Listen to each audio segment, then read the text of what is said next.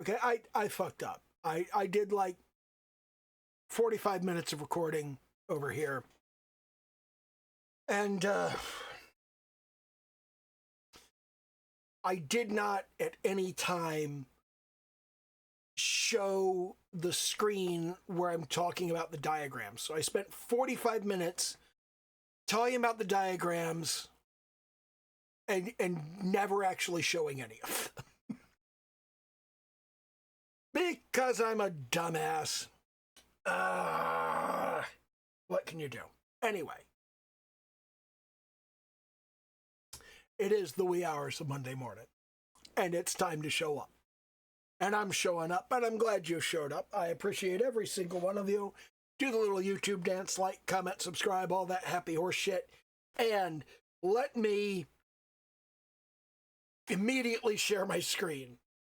And I'm not going to stop. So my image is going to be like way down in the bottom corner of the screen. You don't care about my image anyway. It's not important. But I had a question last week. I had a comment on the video. And they said, hey, how does the leg connect to the hip? Because how does that work? Like what happens with that? And I was like, that's a very good question. That's hold up. Now, here's your rectus femoris muscle right here. And that connects to your knee, not your thigh. It comes from the hip down to the knee. Okay, and here's the vastus lateralis.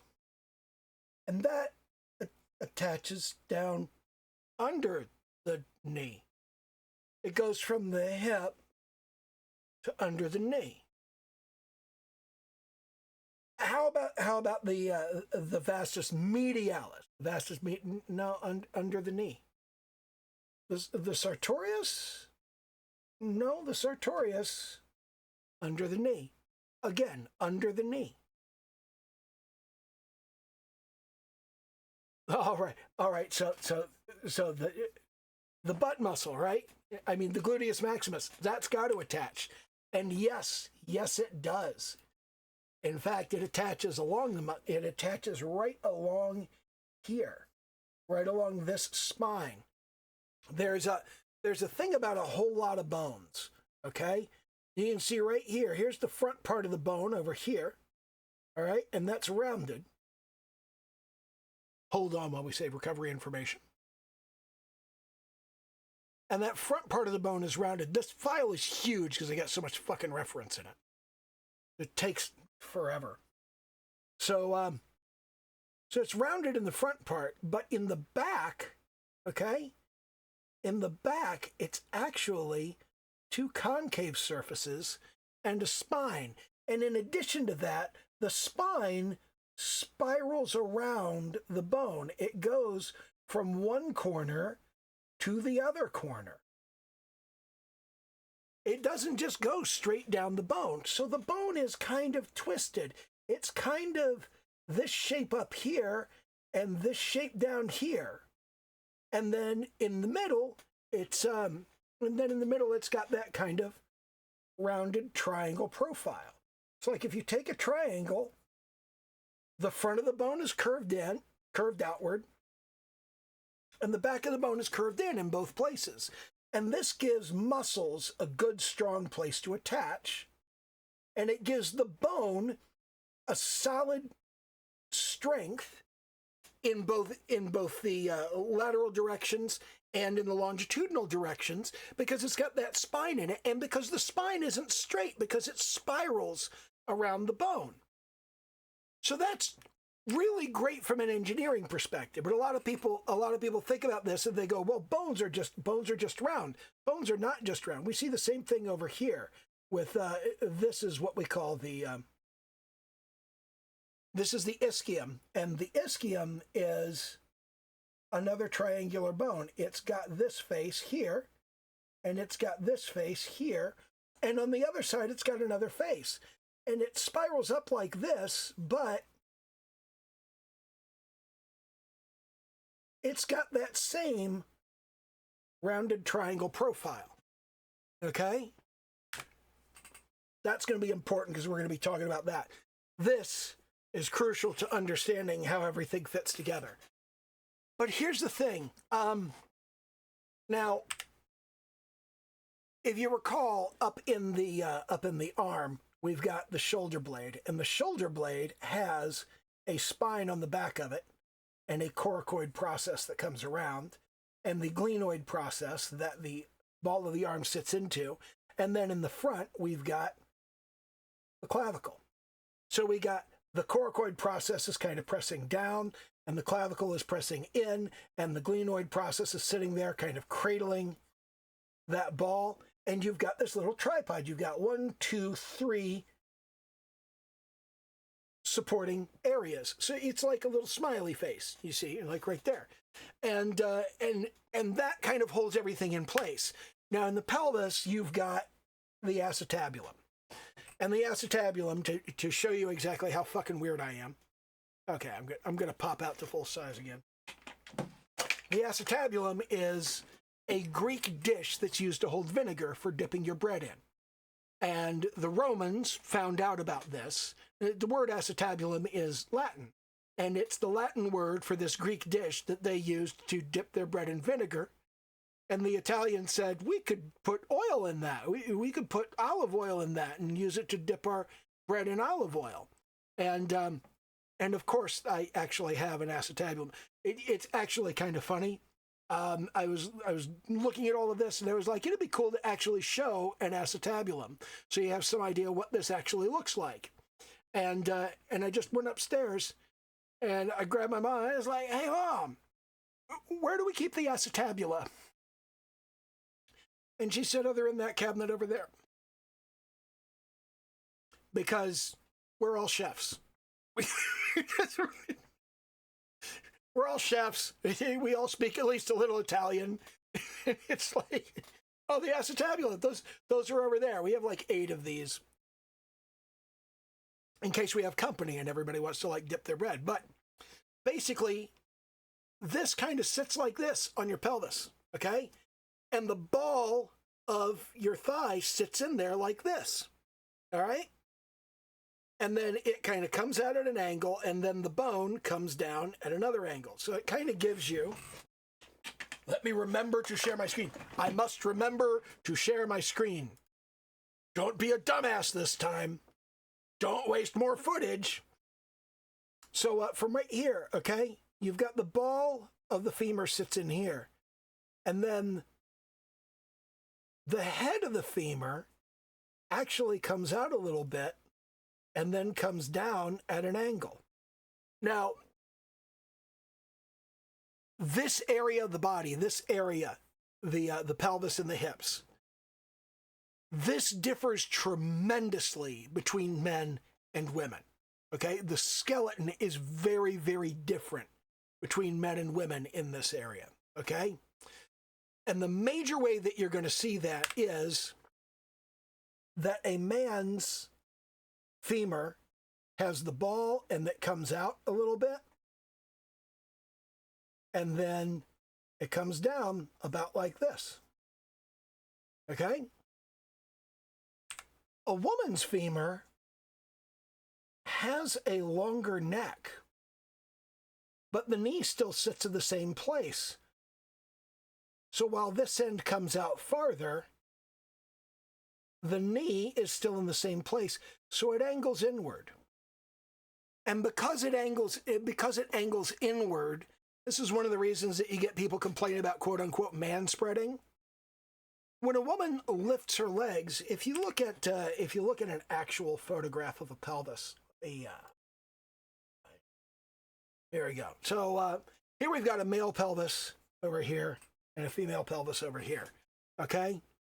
Now you'll notice that this interior, what they call the pubic symphysis here, this area is narrower in a woman, and it doesn't come out as far. A man's got a bone there, and that bone is designed to protect the generative organs. It's to protect the function. If something hits you in the junk, it's supposed to protect all of the most delicate and tender parts so that your shit still works.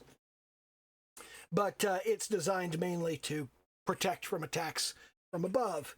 It's not really designed to protect from attacks from below. Also, if you look at the pelvis from the side, a lot of people will try to tell you the bullshit of they'll say, "Oh, well, guys have to spread their legs out like that because of their junk." Now, your junk is in front. It's in front, and it's actually somewhat below, so it kind of sits like down here. Okay? Your junk is in front and sits down here. That's why your legs have no trouble being together when you're standing up. And when you sit down, all of this stuff lifts up. It lifts up because it's in the front and your thighs push it up. So that's not the reason. The reason is that when a guy's legs come up, he's got that little armored bit right there. And the muscle of his leg has to go around the outside of that. Women don't have that. They don't have that particular bone. They don't have that particular size of the pubic symphysis.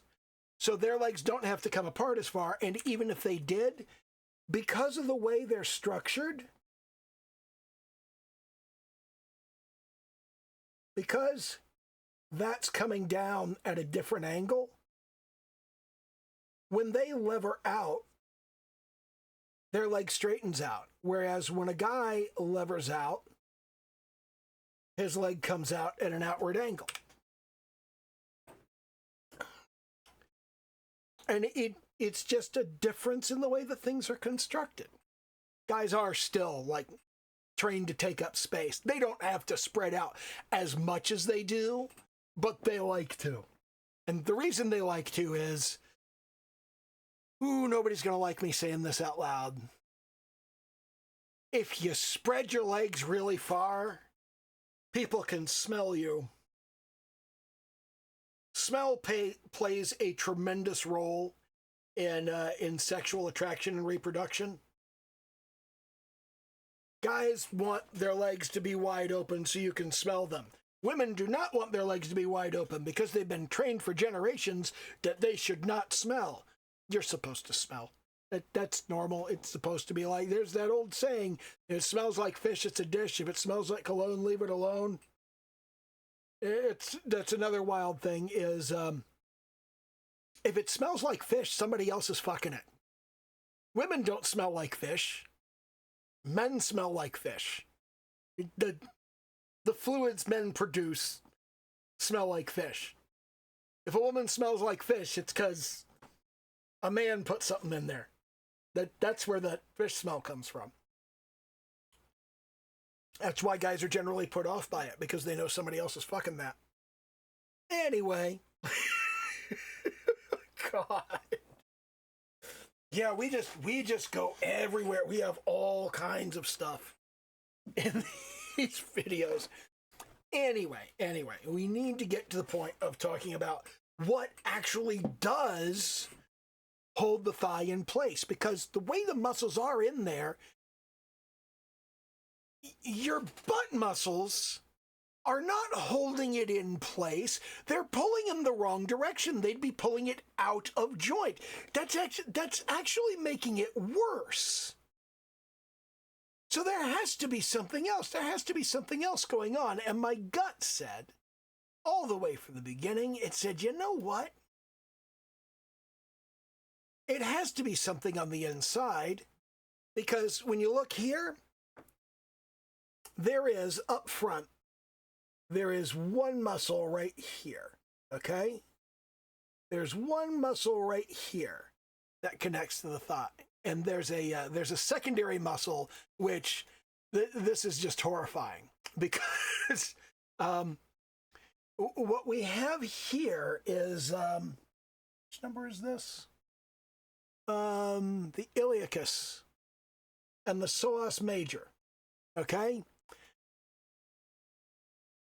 The iliacus doesn't attach to the bone. It attaches to the psoas major. I don't like muscles attaching to other muscles. I really don't. But then on top of this, these two muscles, they do not have the function of moving your leg. These are the muscles, if you look up here, they're attached to your ribs and your vertebrae. They're for leaning to the side. These are the muscles that lean your trunk to the side. They don't actually do anything to your leg. They're not attached in a way that they can do anything to the leg. And they're not even holding it in place because they're pulling, again, the wrong direction. And it's the same thing with right here. You've got the gluteus maximus right here, which comes down. Here's the center. It comes down and around, and it attaches in here on that spine that runs down the back of the femur. But that's like the way that's arranged. That is pulling your leg, okay? It's pulling your leg back and around. That's trying to pull your leg out of joint, not trying to hold it in joint. What the fuck? That's not normal. That's not the way it's supposed to work.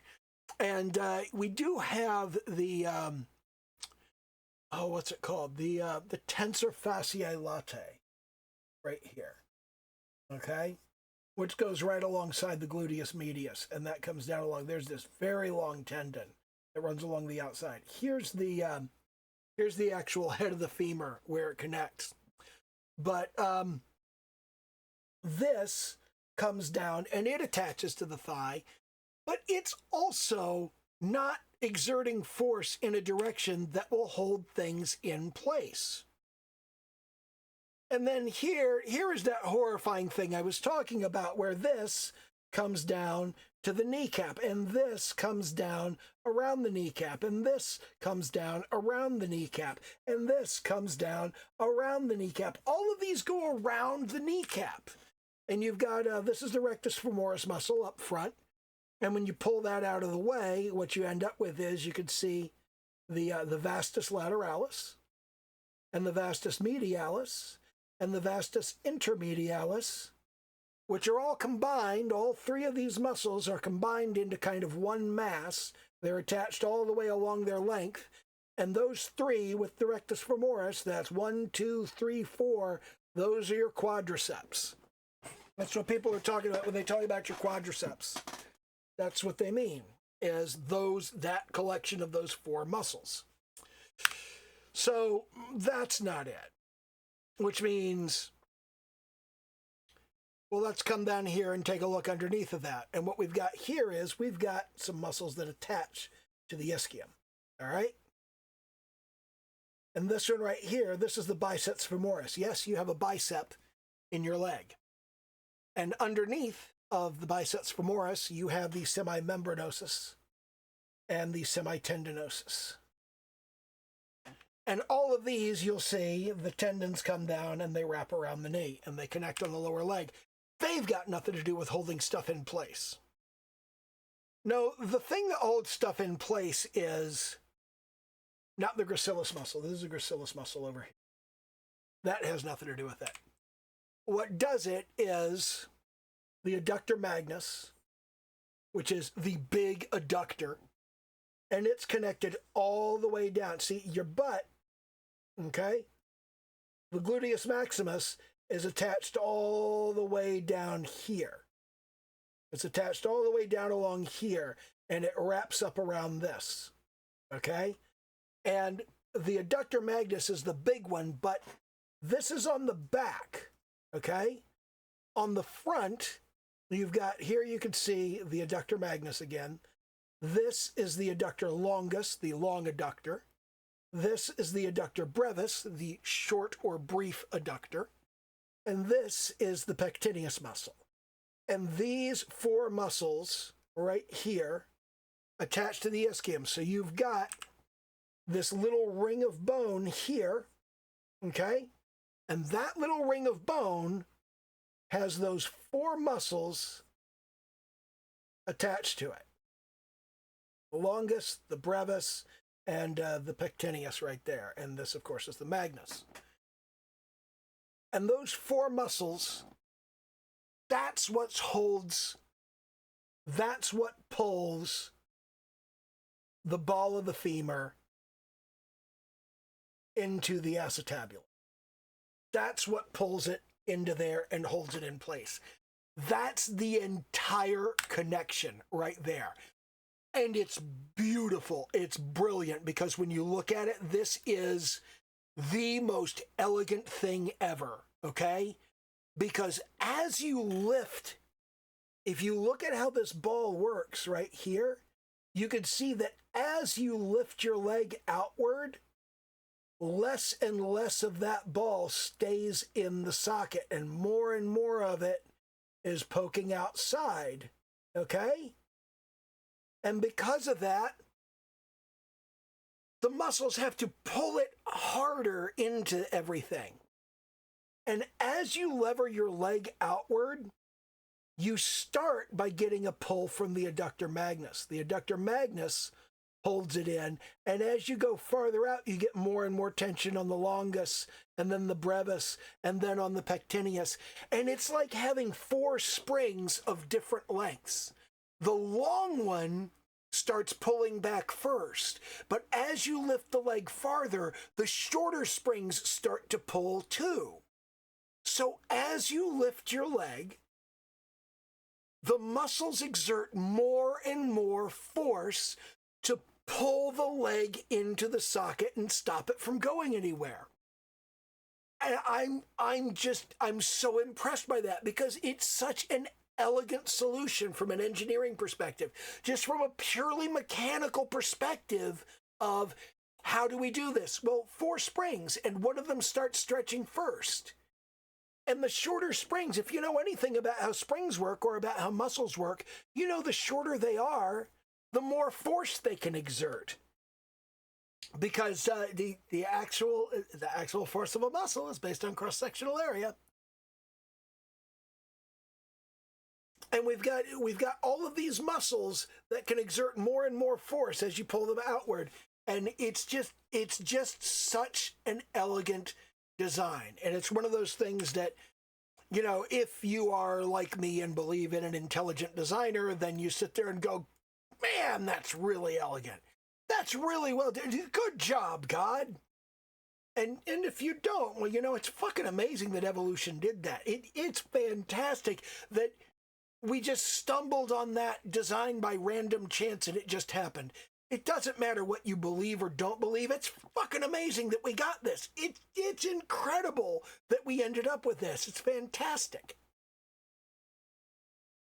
So, now that we know how everything connects, now that we know, you know, what the bones look like, what the muscles look like, how everything fits together, let's talk a little bit more specifically about the drawing of it and the proportions and the way that things are arranged, the way that things are put together. And I'm going to concentrate on the thigh, because the thigh is really fairly simple, okay? You've got the rectus femoris up front, and you've got underneath of that, you've got your 2 vastus muscles that are visible. The third one is kind of hidden underneath the rectus femoris. Now, if you do not have a particularly athletic person, they're not going to develop the rectus femoris as much. This one right here is not going to get very developed. That's developed in an athletic person. In a less athletic person, the edges will be less defined and it will be less prominent. It will just kind of lie flat over the top and fade into everything, and you just have that. So on a normal person who's not a bodybuilder, who's not a superhero, who's not heavily muscled, you just have this kind of Here's the inner thigh, here's the outer thigh, and here's the knee right here. And you just have this kind of bit right there. So what you do is you would kind of rough that in, you'd have your knee, and you'd rough that in, and you'd have your knee.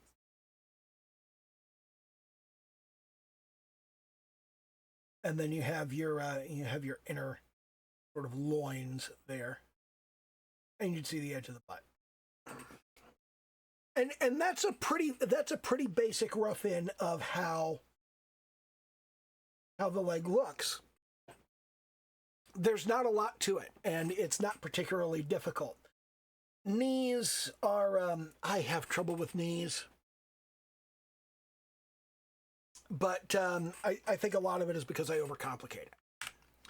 And this is Bridgman. This is Bridgman's Constructive Anatomy. He's widely appreciated in terms of what he puts out there for anatomical research. And it is important to note that in the back, your hamstring is kind of like, there's a muscle that comes down from the butt right here. Your butt has kind of a butterfly shape like this.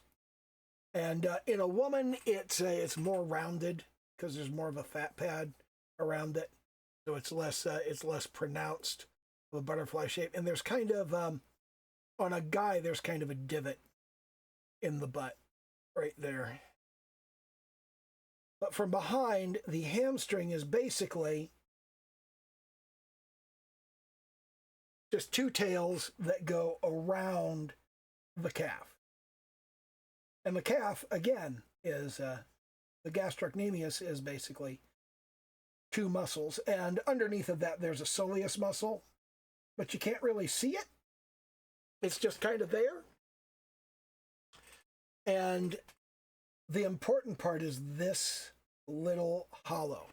That little hollow in the back of the leg right there,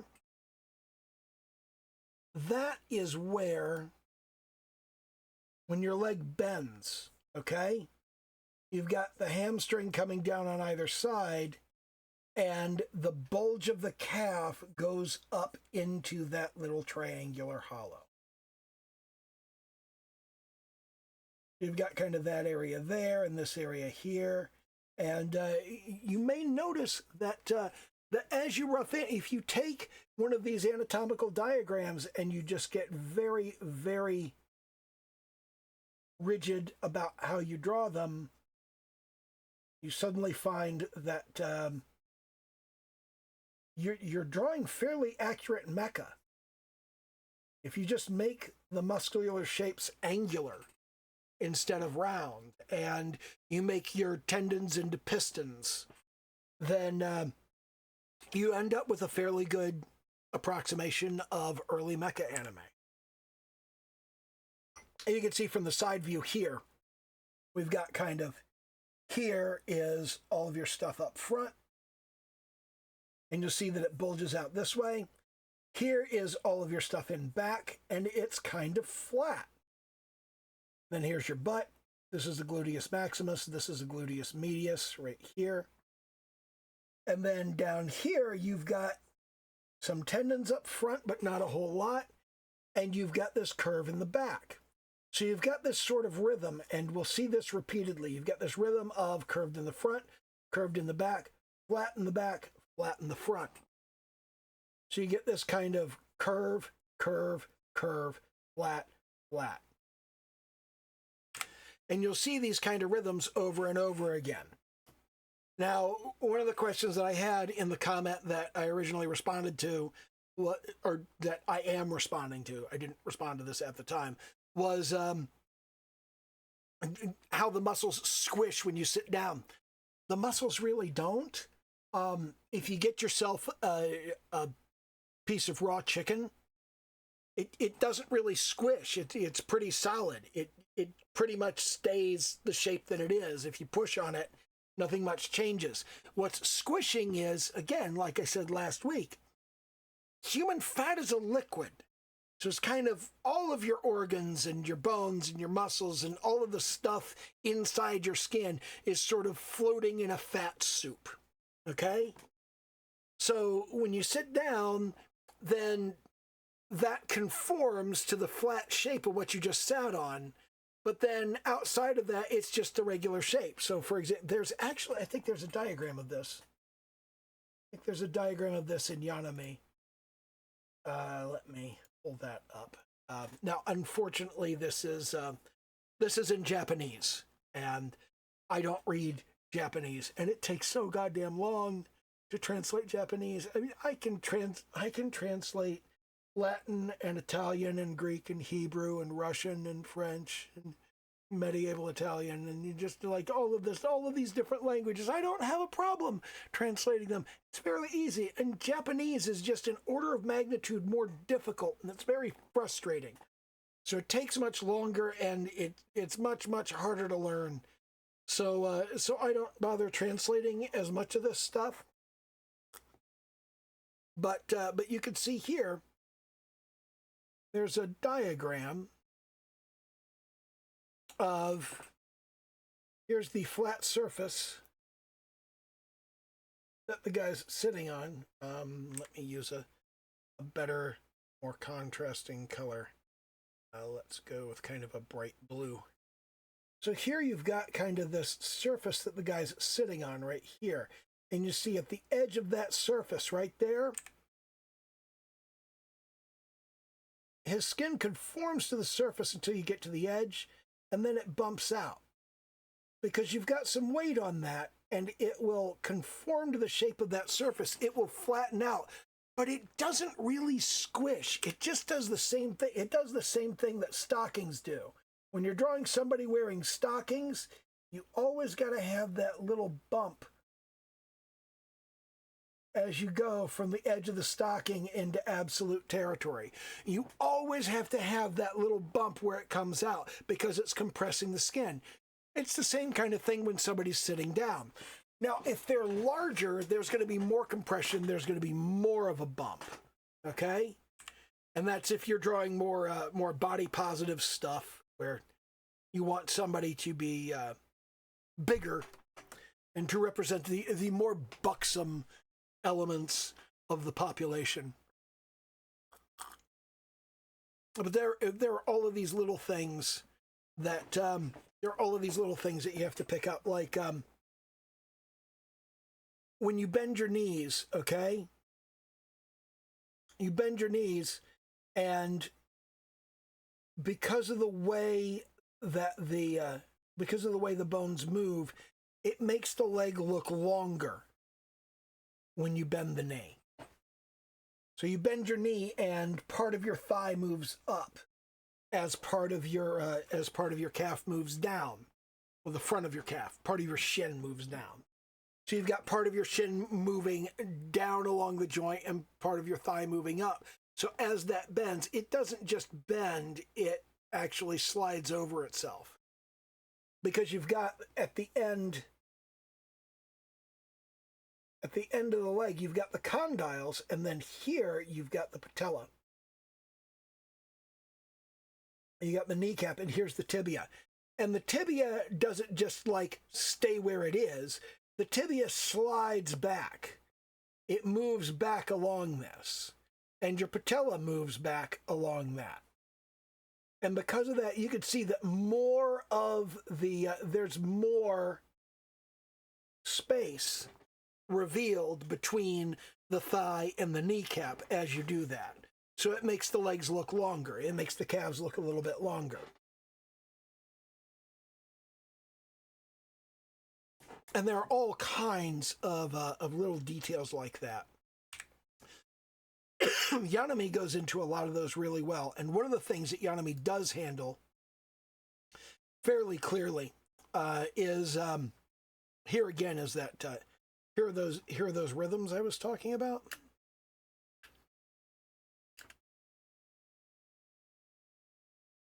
You see that this is broken down into, here's just kind of a smiley face with two little darts along the side. Those are your hips. And then you've got the thigh, and the thigh overlaps with this little shape there. Then you've got your heel, which sits behind the front of the foot.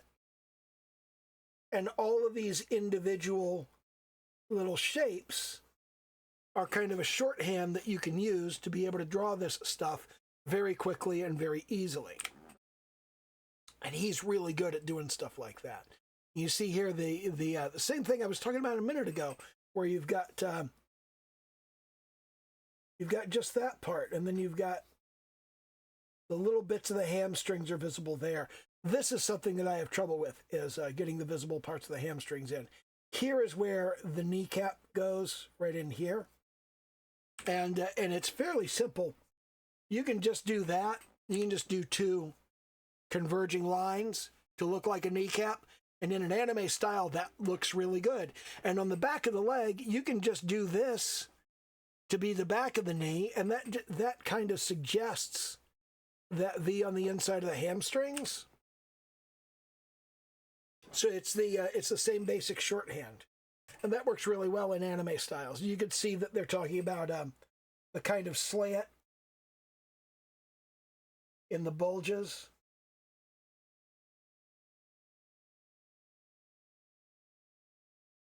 And they're talking about how all of that fits together. And Hogarth really makes this kind of well established, where he goes, and this is another thing.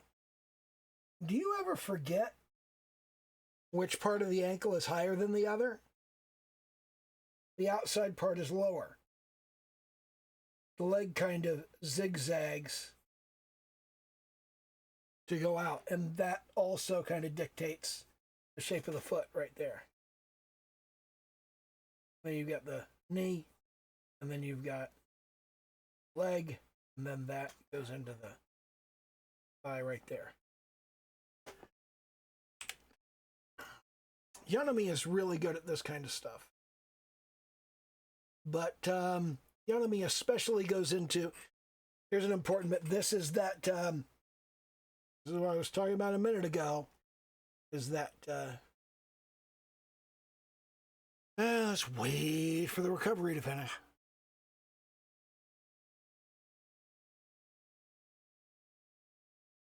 This is that divot in the side of the butt that guys have. Girls don't have that. Also, their butt dimples are different.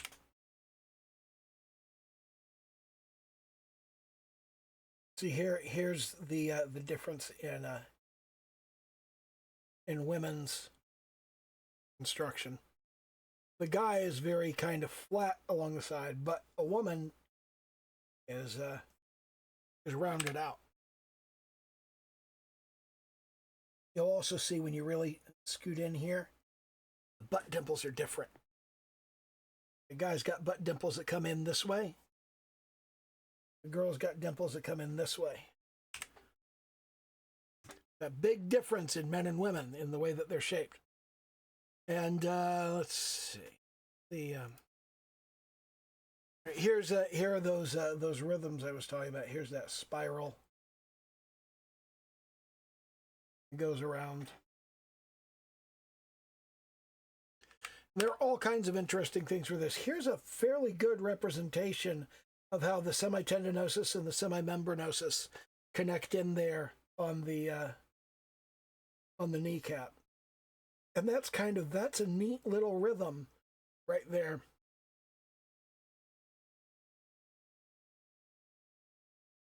That may be helpful to me. Here's something about the knee, but I can't read it. Not read Japanese. If I could, but it's got this kind of, Just trying to say there's an S curve of sorts. Okay, I kind of see what they're getting at there, because they're like, okay, here's the rectus femoris that comes down, and then that circles it. No, that's not. That's underneath of that. So, what's that bit right there? Yeah. Okay. I wish I could read Japanese. It would make things so much more helpful. I try to translate this stuff and it just takes so fucking long. I need to spend more time on it. Here's the thing about the inside of the thigh. You got all of this shit that is just coming across. But Yanami actually goes into some detail on this, and it's on the next page here, that this goes into, and I cannot read the text, but I'm fairly certain I can see what he's talking about here, because what he's talking about is he's saying these move out of the way, these muscles move out of the way, and these muscles move out, and then you've got this little triangular hollow right here. You got this triangular hollow right there, pops out when you get somebody sitting down like this. You get that kind of, that little hollow area. And here's the curve of the iliac crest right there. And they're saying that, here's all of the stuff on the inside. Here's all the stuff on the inside. And it's just like, you can think of it like one big mass. That's frequently what you can do with complex areas of the body, is you can just think of it as one big mass. And then here, there's some good stuff in here, because here's a bunch of muscle. Here's a bunch of muscle. Here's that little hollow that we were just looking at. And up here, we could see that the gluteus medius is bulging up here, and it's crunching in here. So it's sort of more prominent in this area, less prominent in this area, and obviously you have that little triangle of the crotch. And that's kind of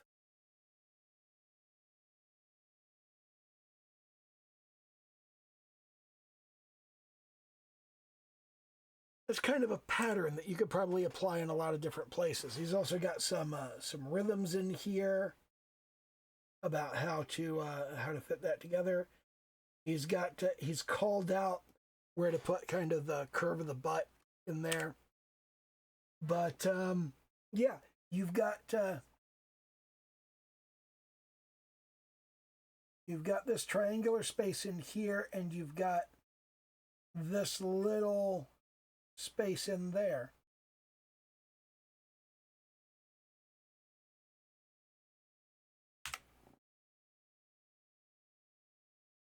It's the same kind of thing. What's he hitting? Ooh, here's a good sort of shorthand for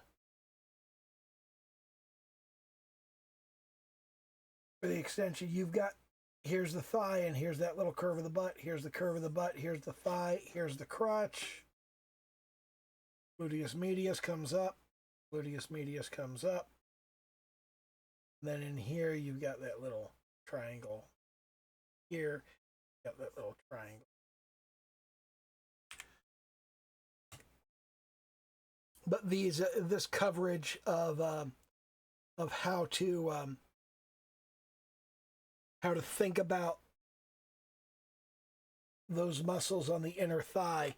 Not a lot of people talk about this, and you can see right here that the way this works, all of those muscles kind of move out of the way, and there's this sort of just skin area right in here.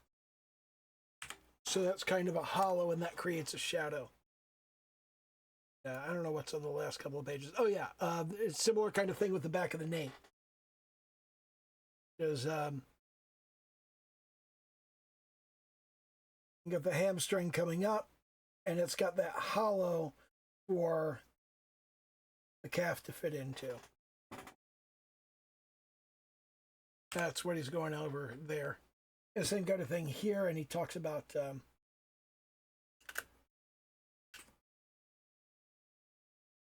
portraying that hollow as part of your shading.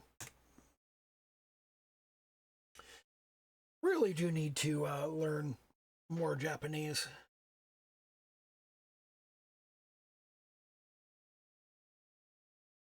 But it's important to look at a bunch of different sources One of my favorites to look at is Stonehouse. If you go through Stonehouse Anatomy, he's got some really great. He's got some really great diagrams of how everything fits together. But the one that's really gonna mess with you is when you look at the arm and leg next to each other.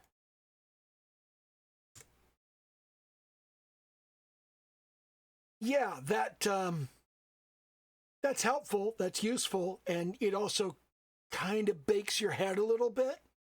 It kind of makes you go, ooh, oh no, I don't like that.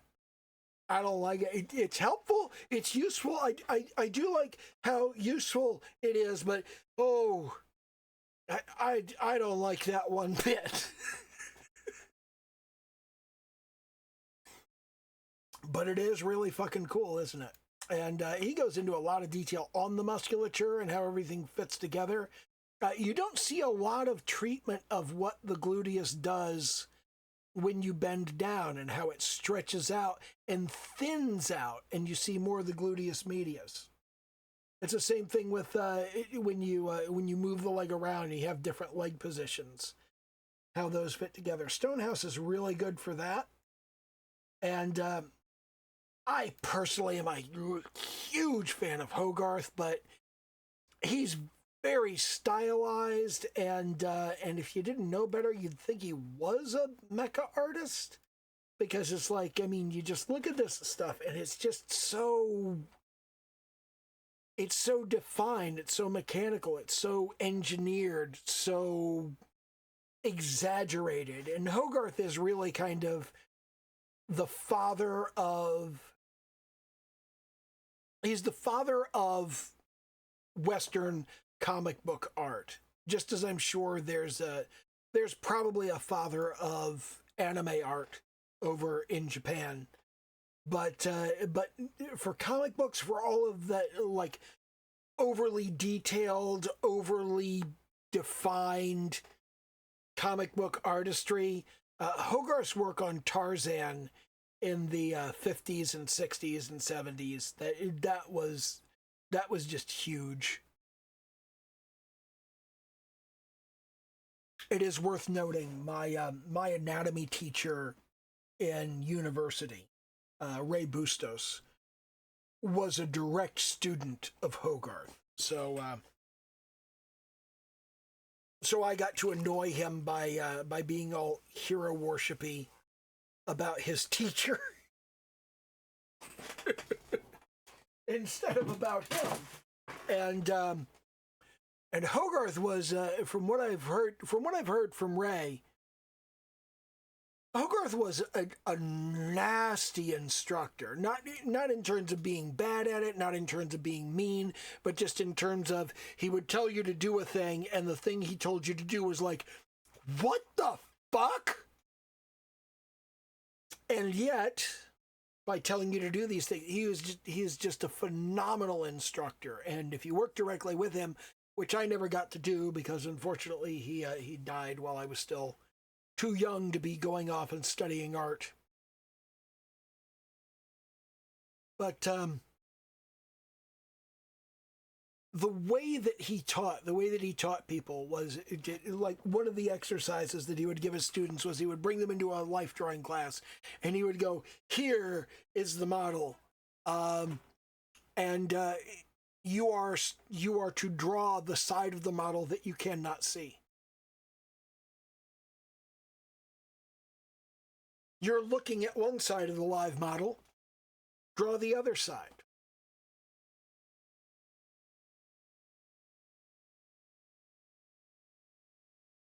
These exercises are insane.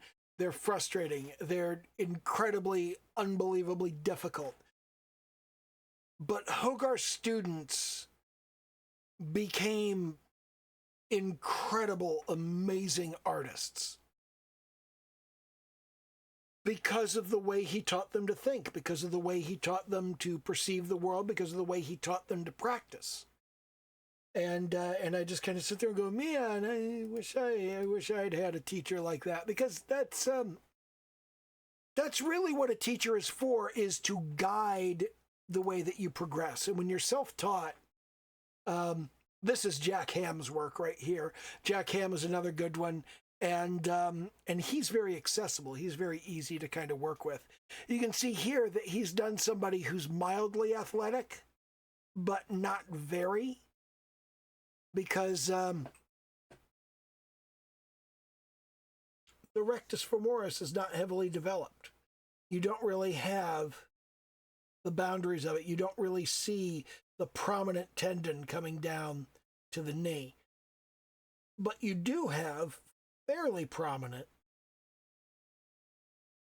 vastus lateralis and vastus medialis.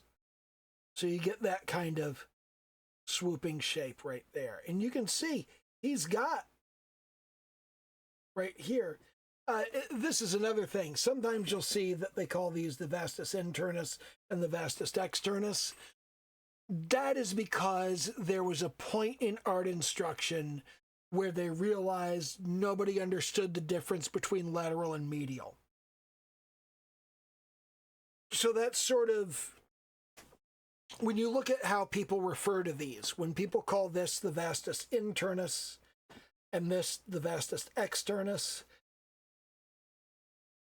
okay, when they use those names, those are people who were trained by artists, by people who were trained in art schools.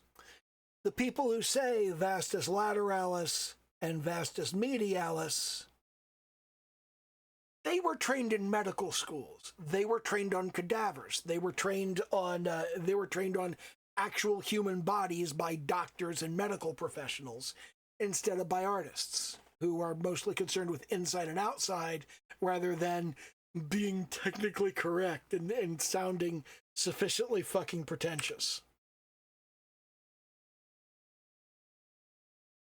So you can use the terms interchangeably, but when you see somebody that insists on using one term or the other, that's somebody who is trained either art school or medical school. I always had pretensions of becoming an artist, but I thought learning anatomy was the most important of the fundamentals. And it was hard to get anatomy books for art when I was a kid. So I worked from Gray's Anatomy, and Gray's Anatomy obviously uses the medical terms. The book I've been using for most of today is Gino Barksay's Anatomy for the Artist. This was very expensive when I got it many, many years ago, but today you can get it used for like $10, $15, and if you go to used bookstores, you can frequently find it on the $5 shelf, which really annoys me. But yeah, that's a big one. The Hogarth stuff, I have all of Hogarth's dynamic stuff. The Dynamic Anatomy is the classic. I've had several copies of this. That first muscle image that I showed is from Framed Perspective 2. Oops. By Marcos Matthew Master. However you pronounce that. Okay. And Jack Ham's stuff is from Drawing the Head and Figure. I have 3 of his books, Drawing Scenery, Drawing the Head and Figure, and How to Draw Animals. Those are very useful. And all of the dissection pictures. Did I show the dissection? The dissection pictures are from Anatomica. The medical references are from a different Anatomica. And Yanami's stuff is from this book, which I don't. It's an anatomy. It's an artistic anatomy of some sort. And Bridgman I only have on I have on Kindle. I have a bunch of Bridgman stuff on Kindle because I didn't really get into Bridgman until I had a Kindle and was trying to do everything digitally, which is not necessarily the best idea. But yeah, the dissection stuff, I've got a bunch of dissection images here, and I've got a bunch of anatomical images from Anatomica. Turn that on.